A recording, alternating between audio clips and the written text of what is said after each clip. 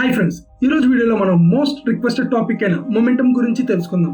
First మనం momentum కి ఉన్న డెఫినేషన్ ఏంటో చూద్దాం. సో ఫిజిక్స్ లో మొమెంటం కి ఉన్న బేసిక్ డెఫినేషన్ ఏంటి అంటే, momentum is defined as product of object's mass into velocity. Simple గా momentum P equal to mass m into velocity v. So ఇప్పుడు మనం మొమెంటం కి డెఫినేషన్ ఏంటో చూసాం. ఇప్పుడు దాన్ని ఎగ్జాంపుల్స్ తో అర్థం చేసుకునే ప్రయత్నం చేద్దాం. ఫర్ ఎగ్జాంపుల్, మీరు 100 గ్రామ్స్ ఉన్న ఒక స్టోన్ తీసుకొని మీ చేతి మీద పెట్టుకోండి. అలా పెట్టుకున్న తర్వాత మీకు ఏమైనా పెయిన్ ఉంటుందా? ఉండదు. ఎందుకంటే ఆ ఆబ్జెక్ట్ లో ఎటువంటి మొమెంటం లేదు కాబట్టి. మన ఫార్ములా ప్రకారం మన ఆబ్జెక్ట్ కి వెలాసిటీ లేదు కాబట్టి మొమెంటం అనేది 0. ఇప్పుడు రెండో ఎగ్జాంపుల్ చూద్దాం.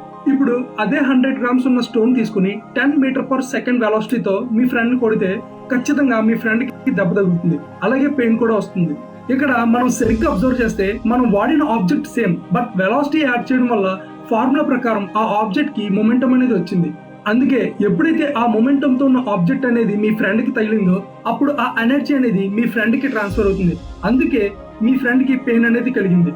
ఇప్పుడు అలా కాకుండా సేమ్ వెలాసిటీతో డిఫరెంట్ సైజ్ ఆబ్జెక్ట్స్ ని తీసుకుంటే ఏమవుతుందో చూద్దాం.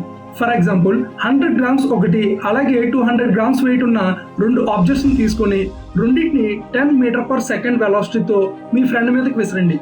మీ ఫ్రెండ్ కి రెండు ఆబ్జెక్ట్స్ వల్ల పెయిన్ వస్తుంది, కానీ ఏదైతే ఎక్కువ వెయిట్ ఉంటుందో దాని వల్ల ఎక్కువ పెయిన్ అనేది వస్తుంది. ఎందుకంటే ఆ ఆబ్జెక్ట్ అనేది ఎక్కువ మొమెంటం ని గెయిన్ చేసుకుంటుంది, కాబట్టి అది ఎక్కువ ఎనర్జీని స్టోర్ చేసుకోగలదు. సో మీకు మొమెంటం అంటే ఏంటో సింపుల్ గా అర్థమైంది అనుకుంటున్నాను. సో ఈ వీడియో నచ్చితే మన ఛానల్ కి సబ్స్క్రైబ్ చేసుకోండి, అలాగే వీడియో నచ్చితే లైక్ కూడా చేయండి. ఈ వీడియో వ్యాలిడ్ అనుకుంటే మీ ఫ్రెండ్ కూడా షేర్ చేయండి.